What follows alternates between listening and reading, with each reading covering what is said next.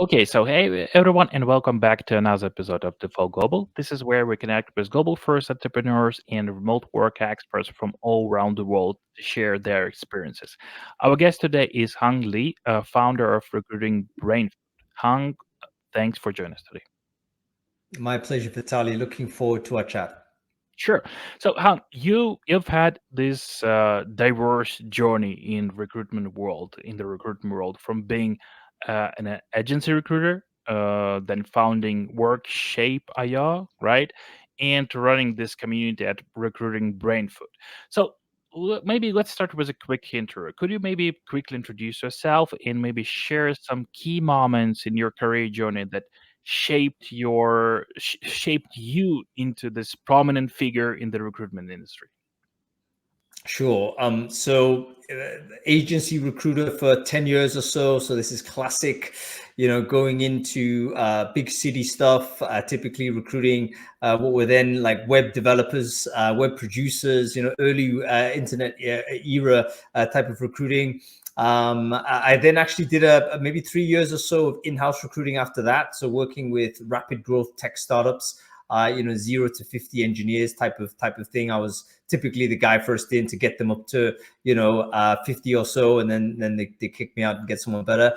And as a result of recruiting all these software guys, you end up obviously making friends with a lot of them. And it ended up that, a couple of friends of mine said to me, Hung, why don't we go build something? We need to solve tech recruiting. So hence we ended up building this matching platform, which was trying to extract sentiment data from software engineers and then match them to companies that have job opportunities that mapped to their sentiment. And that ultimately didn't work as a business, even though I thought the product was particularly strong, but the business elements were not in place. And in fact, sort of my attempt to try and recover the business side got me started on Recruiting Brainfood. The newsletter, the podcast, the community, all of that stuff was essentially at the very beginning an attempt to kind of expand my ability to distribute the software to the recruiting community. But over time, very quickly, in fact, it became obvious that that community wanted me to do more of the content and less of the software. So I ended up more or less being that content guy. So yeah, now I see the recruitment ecosystem pretty much as involving all types of different components: recruiter, candidate, hiring manager, technology provider, events businesses. And I see my job as just trying to connect all of these pieces together and making sure communication is good and conversational spaces are healthy and so on. So. Okay, and speaking about recruiting Brainfood, specifically, I'm more interested in, I guess, in the podcast, right, where you interact with many industry leaders, right? So my question is, are there any conversations or insights from this, discussions that kind of significantly shape your perspective on recruitment strategy or the industry future that you maybe had recently? I think it's always possible to learn lessons from almost every interaction you have, and that's, I think, just an attitude that's worth cultivating. I think if you have the attitude that every time you speak to somebody, they are on a journey that you are not aware of, they have encountered things that you've not seen. Therefore, this person has got something to teach you. That often is a starting point to many, many great conversations. But particularly the conversations that I've enjoyed the most have been with tech founders. So in other words, people that have set up tech companies, even within the recruiting space. So companies that have set up tech companies that are trying to solve a recruitment problem. Why do I find that interesting? Because these people have been so annoyed at some recruiting problem that they actually thought that it would be a good idea to set up a company to try and fix it. Most of us just go ahead and complain and do the same thing the next day. But these folks have decided, you know what, I think I'm going to try and solve this problem for good. And that type of character, that type of attitude, I think is there are always people that are very interesting to learn from. Very different people, I have to say, Vitali. You can go through the history of it, and yeah, you'll find they have emerged from different perspectives, different personality types, different career tracks. And again, one of the lessons I've taken away is that really anybody can become an entrepreneur. It's not specific particularly to any personality, even though you can say certain characteristics will probably give you greater propensity or greater advantage. But really, it's an open it's about meeting the opportunity when you see it. And anybody, I think, can have a legitimate shot at it, to be fair. So yeah, it's been great to have those conversations for sure. And maybe from those conversations, maybe from like your just observation of the current market, what significant changes have you seen in the hiring landscape recently? The hiring landscape has oscillated in a chaotic way, I would say, particularly over the last 3-4 years or so. In fact, you could argue that every single angle of business has oscillated in a kind of an uncontrolled kind of manner. So some of the key milestones, I think, in recent times, you could say, firstly, we had obviously the pandemic, which shoved everyone into a digital space. Recall that a lot of recruiting prior to the pandemic was pretty much analog stuff. You face-to-face interview. A big component of the recruiting process was meeting people in rooms and stuff like this in person. Pandemic happens, suddenly we all have to digitize these analog processes, and pretty much we're all like shocked to say, why didn't we do this before? The hiring, the length of hiring time that it took to hire a software engineer shrank in half, because no longer did we need the person to come in, no longer do we need to book a room and do all of those logistics of recruitment. So one of the biggest shifts has been just the awareness that actually you could accelerate recruitment by shifting things to a digital space. And that was, one of the big milestones of the last couple of years. Of course, after, I wouldn't say after the pandemic, but after the lockdown period, so we're looking at 2021, something like this, we had this crazy surge of hiring. We probably never seen the like of it. 2021 was a record year for almost anybody that was involved in recruitment.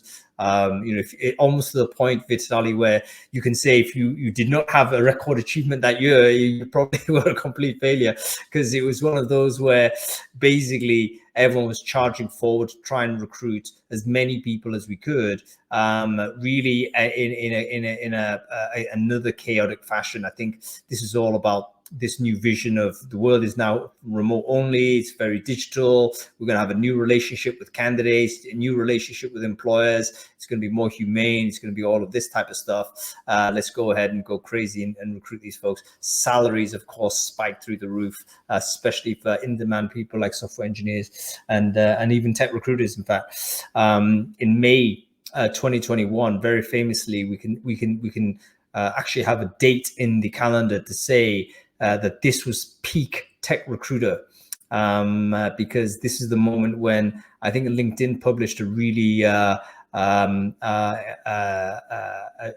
important chart where they said, here is the most in-demand job role on our platform.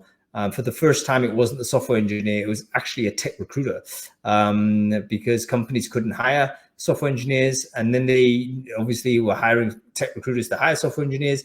Then they couldn't hire those tech recruiters. So it became the most in-demand moment for people in my business, May 2021.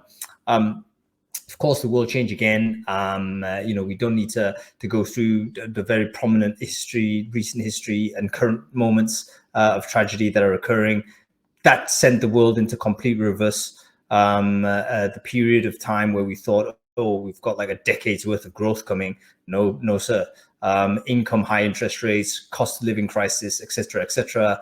Companies just cut back on growth, and suddenly we have what I call like a big tech winter. So in other words, a period of time where hyperscaling was out the window, big layoffs are happening. 200,000 tech people laid off, I think globally, even more when you think about the missing jobs that were not recruited.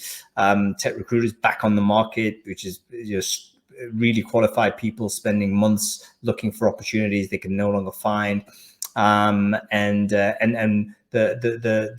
still in that moment, in my opinion.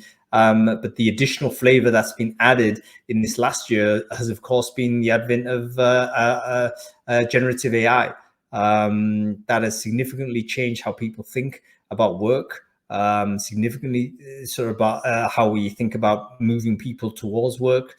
We see recruiters and employers using generative AI to try and improve efficiency and process. We're also seeing candidates use generative AI to try and improve process from their perspective.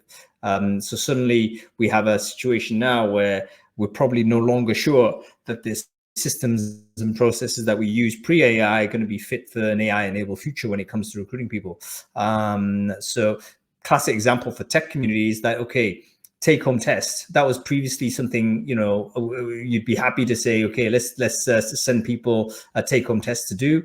I don't see how that's possibly relevant these days because, of course, that candidate has access to tools, technologies, and artificial intelligence that could produce the output that would be that would qualify the person through the process. So we've lost an assessment function that we previously might have trusted.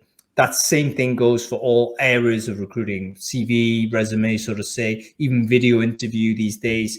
We've lost the trust on it because we can see how artificial intelligence can really support a candidate get through it. So yeah, this is where we're at right now. Crazy times, and those I would say were the four big moments over the course of the last 3 years. So I'm just waiting for what happens next year because I'm sure there'll be more crazy moments that will throw us into more chaos. Yeah, that's true. And speaking about AI, right? As like you said, with the rise of AI technologies like ChatGPT, especially in the recruitment space, uh, I'm more, I guess, interested in um, your opinion on some practical stuff. So, how do you think these tools will change the role of recruiters, specifically sourcers, right? Especially in making them maybe more efficient and maybe just replacing them with some tools like that. Yeah, I think any technology innovation is a two-edged sword, because the person that's able to use the technology, of course, will become more productive and more efficient. But at a higher level, in terms of the overall industry, it will lead to a de-skilling in that industry, and it will lead to that productivity translates into less people needed. If you know, unless there's a constantly growing part, unless the overall aggregate constantly grows, then there's going to be possibly less people doing the work. So two-edged sword for sure. Right now, I think recruiters, we've had ChatGPT is basically mainstreamed AI for 12 months now, actually. It's exactly 12 months, I think. We're still at the individual experimenter stage, in my opinion, which basically means that we've got recruiters that are independently using these technologies, oftentimes without direction or without training. They've self-directed to do it. And some of them have achieved some interesting productivity gains, particularly in things like media production, email message writing, job advert creation, employer branding copy, etc., etc. So it's still pretty much locked into individuals and locked into certain types of application, which is the production of text and images. So that's currently where we're at. Obviously, I think as these tools become ubiquitous, we'll become using them more and more. We see sort of major platforms starting to distribute AI into people. Microsoft Copilot released a couple of weeks ago.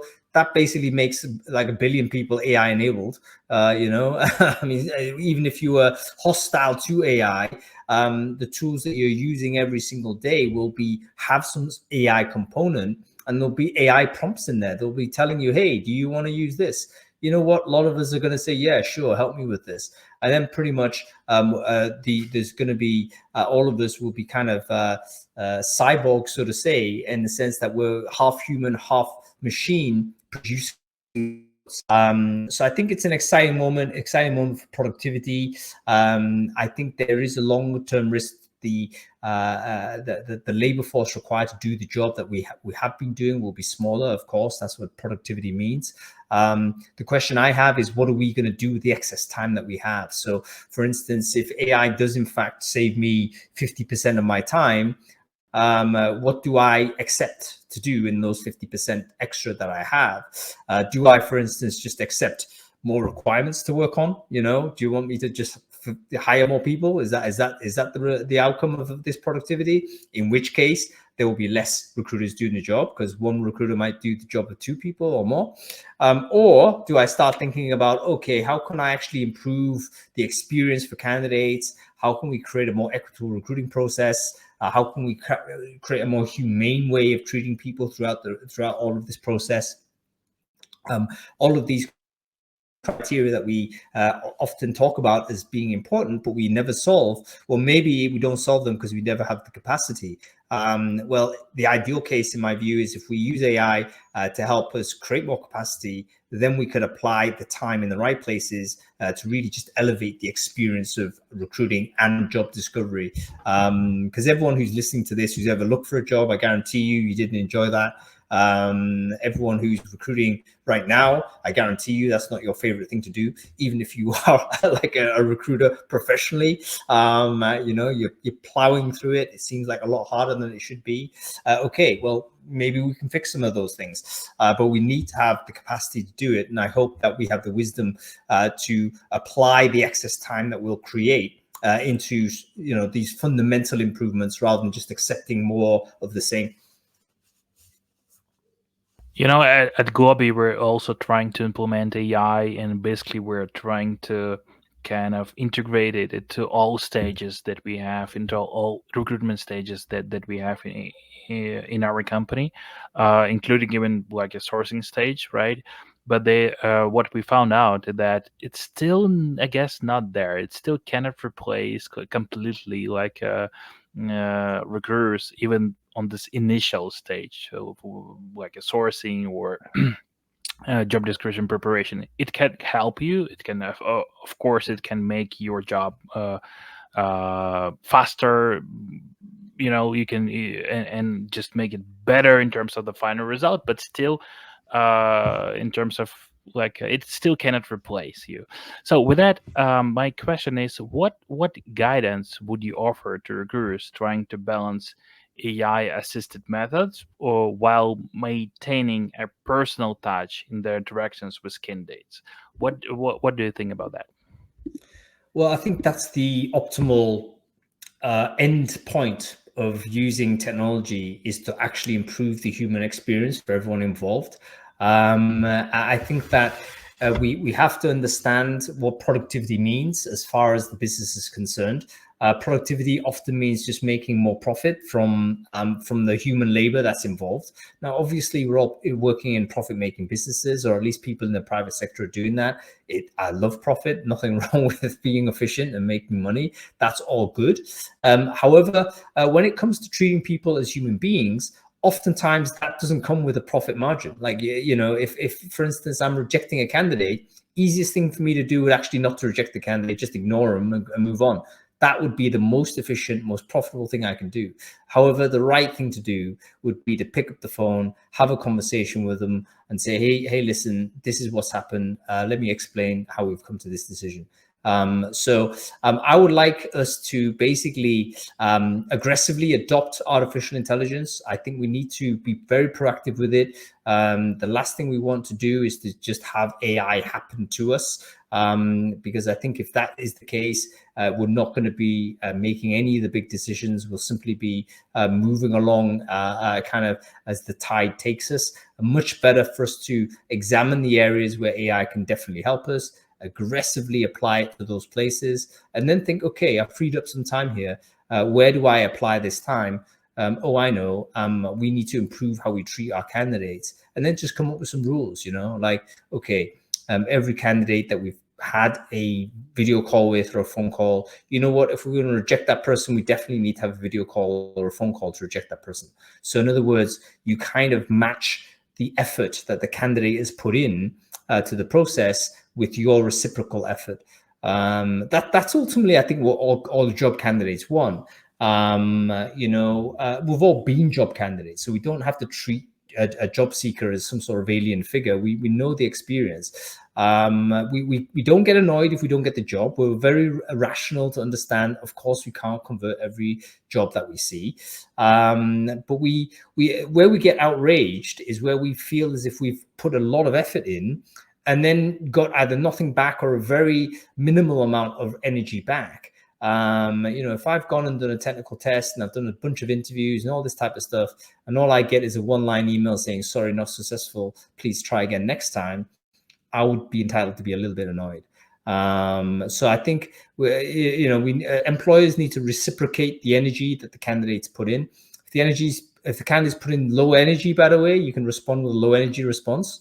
If I've just randomly applied to 1,000 jobs, you know what? I think a rejection email to that person, one-liner, is totally fine. However, if you've involved this person in a process, they've booked time in their day, they've cancelled other appointments, they've done whatever it is, you need to reciprocate the same amount of energy back. So that's a basic rule. I think AI can help us with that because it might free us the time to do that.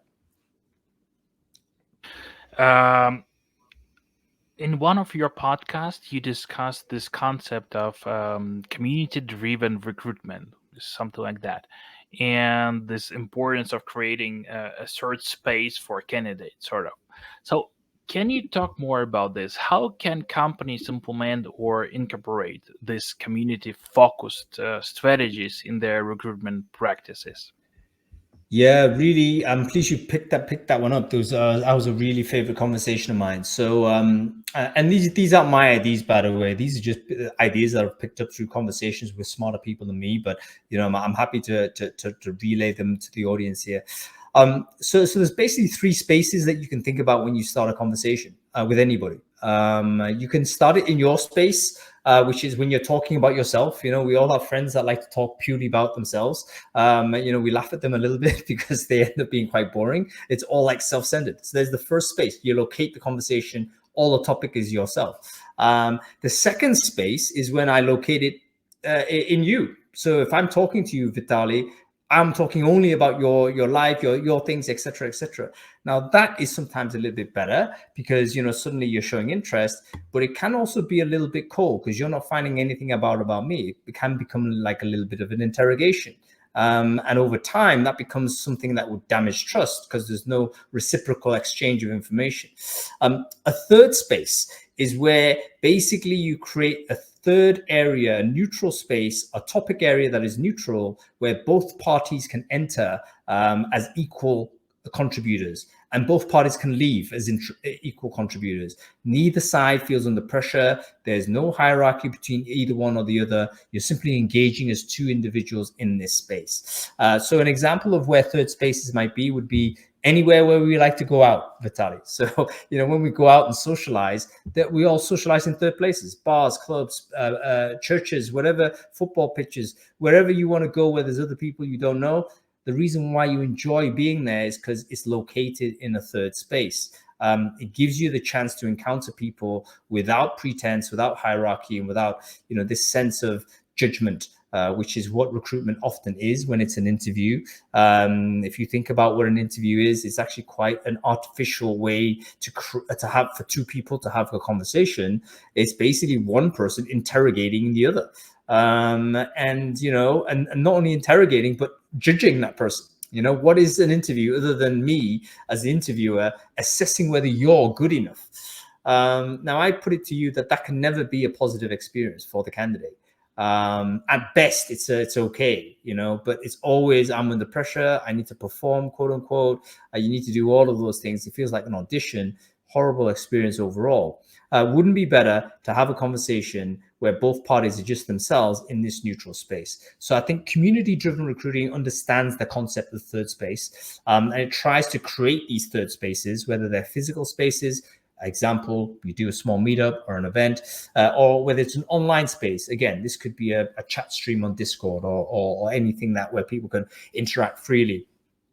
Purpose might be kind of in the long distance. It's about maybe recruiting people. Of course, you might have that objective, but it's not the immediate return. You're not going to think, okay, I'm going to have this event here and I'm immediately going to walk away with 10 candidates and my tech team entirely staffed up. That's not the objective. The objective is simply to make connections with people who in future might be potential candidates for you as employees or partners or suppliers or whatever it might be.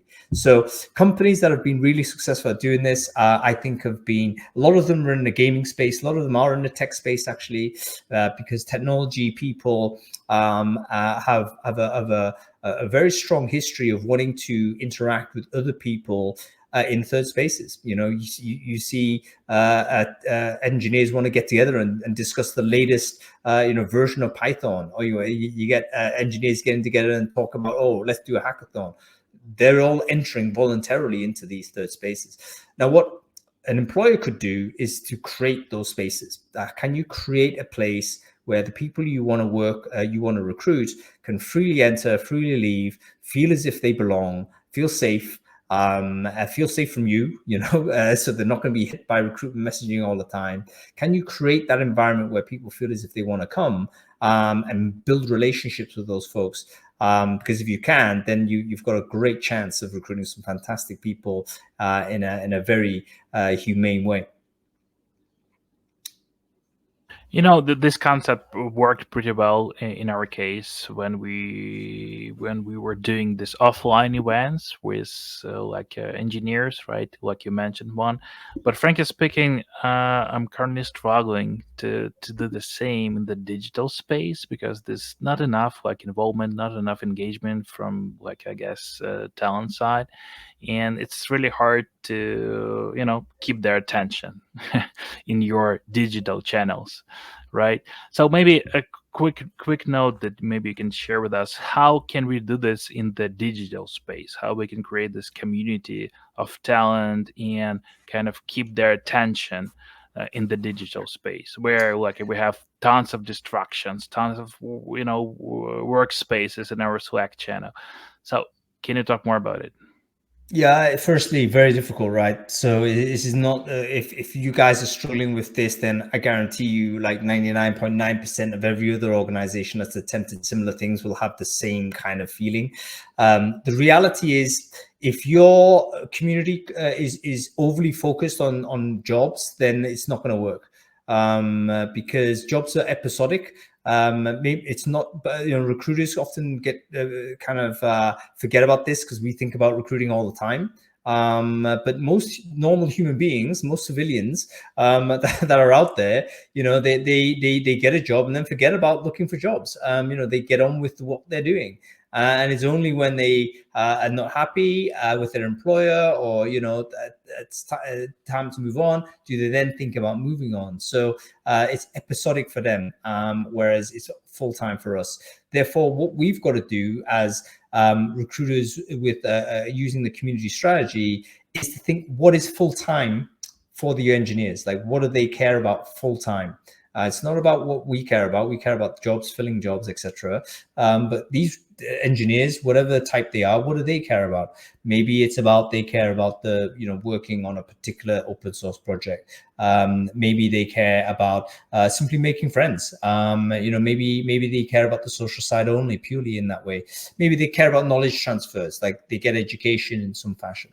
So whatever that is, I think, once you figure that out, then just center what you do as the organization that provides those things for that community, and there's a good chance that stays alive. Lots of things needed for a community to happen, though. It needs firstly, a certain density of people need to be there. There needs to be kind of a density of interactions as well. And interactions are one of those where it's almost like there's almost some fluid dynamics there. So in other words, the more energy you get, the more energy you're likely to continue to create. But once it starts going in a downward curve and people start saying, oh, well, this is not the same as it was last week, then it's very hard to reverse. So you talk about it being in a different sort of situation to in-person, but I think actually it's very similar. It's like the bar that used to be cool. Once you lose the cool, then it's very difficult to bring it back because they've moved on to different places. And any community organizer I see very much as like a bar owner. Your job is to basically obviously make it safe, have the rules. This again, security at the door, etc. But you also need to provide the atmosphere and create the situation where people can feel they always have a good time, always learn something, and maybe are always surprised. So yeah, no surprise, community management is now a full-time job. I think it does take that effort, and yeah, it takes a huge commitment for a company to try and do it. I've seen some examples of them doing very well in the recruiting space, actually, but it seems to grow to such an extent it becomes a significant component of the business operation. Yeah, and I guess like your answer related to another topic that I was hoping to discuss today, but I guess we're running out of time. The topic is like you discussed this in, I guess, in one of your podcasts as well, the role of marketing in the recruitment space. It's something that really resonates with me because I have marketing sales background. And frankly speaking, when I launched GoGloby, my first idea was, yeah, just implement all those like knowledge that I have in marketing and sales into recruitment, and basically it worked. It worked. So I guess we should do round two and discuss this topic in some more details. What do you think? Yeah, happy to come back and have a chat about it, Sure, Vitaly. Yeah, sure. absolutely. And probably my very last question. You touched this a bit, but still, what do you think? What do you think the recruitment industry will look like in 2024? 2024, I think that recruiters will spend a lot more time on the assessment component of recruiting. And I think this is going to be as a result of the use of AI from candidates, will reduce the trust level from the employer side. And recruiters will have the responsibility of increasing the due diligence on candidates that they bring forward to hiring managers. So this is not to say job candidates are being fraudulent or anything like this. All I'm saying is that a lot of the techniques that we've previously used and optimized to try and assess candidate for suitability, they're all kind of compromised now. So for instance, we wanted initially to have a video call instead of a face-to-face interview because it's more efficient. We know this from the COVID era. However, we also know that these days it's possible to have a technology that would substantially improve your performance, whether it is technology that helps change how your eyes track to the video. We know subliminally that will increase how you appear, whether it's voice modulation that can help you have the right timbre to express yourself, whether it's even language translation or language improvements, maybe that covers up your ability to communicate in the language that's being talked about, or even technology that's able to kind of transcribe the question and then in real time teleprompt an answer back at you that you can read and then talk back. Suddenly we can no longer use the video into user knowledge testing anymore. So I think what will happen is we're going to end up spending more time doing analog, back to analog, I'm afraid to say, but back to analog experiences. Had a good conversation actually with the company that is a big recruiter, 70,000 people per year, that kind of size of company. And they said they've had to regress their recruitment practices because when they're recruiting graduates, they're now going back to in-person interviews because they realize that actually we're getting a lot of data back, but we can't trust any of it because we're not sure who's using AI and not sure who isn't. We can no longer make the assessment based on 2 bits of data that is different. So I think recruiters will end up spending a lot more time on the assessment side and actually doing a lot of it in an analog way rather than a digital way. Um, Thank you. Thank you, Hang, for your valuable insights on this impact of AI in transforming recruitment space, right? On how to balance technology with the human element in the recruitment space as well. So, yeah, we wish you this continued success in all your future projects. Thank you. Thank you for your time. Thank you very much, Vitaly.